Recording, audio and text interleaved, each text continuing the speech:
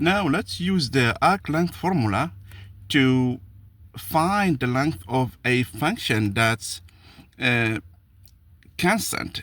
In our case here, f of x is gonna be c. C is a constant in, let's say c is in R. It's a constant, like it's any value, like 2, 3, or any other value. But for simplification, we take c positive, and here we graph c between a and b. Okay, and this formula here, it gives the length of any, let's say we have a function that's defined between a and b. So here we want to compute L, and L is giving us how big is this one? Exactly the length of this curve here between a and b. So this is the formula for computing that. It's based on the square root of the derivative squared. Okay, the formula is very easy to prove.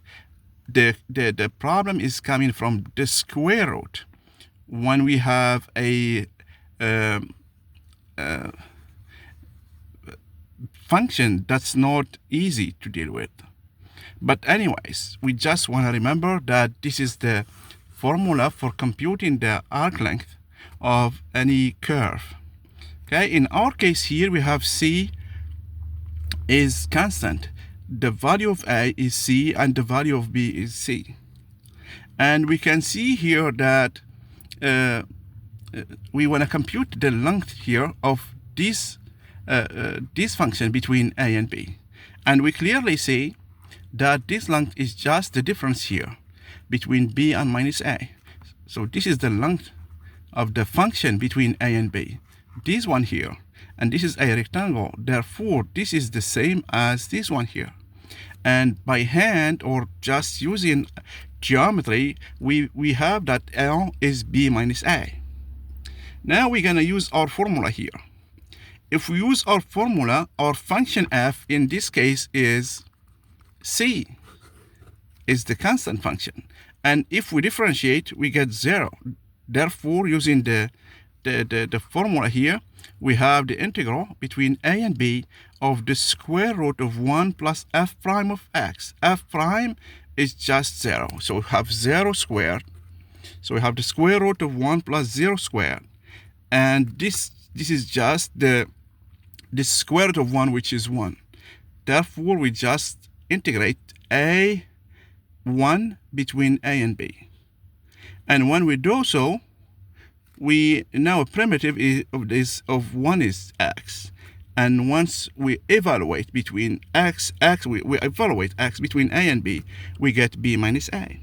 And this agrees with our previous computation or geometric approach solution that we just saw by eyeball it. We did eyeball it basically, and this agrees with our solution here. Okay. Later we're gonna see that if we have some functions like this, dealing with this one would require a bit of work. But this problem here, especially this one, is just to make you remember this one here. The formula that we use.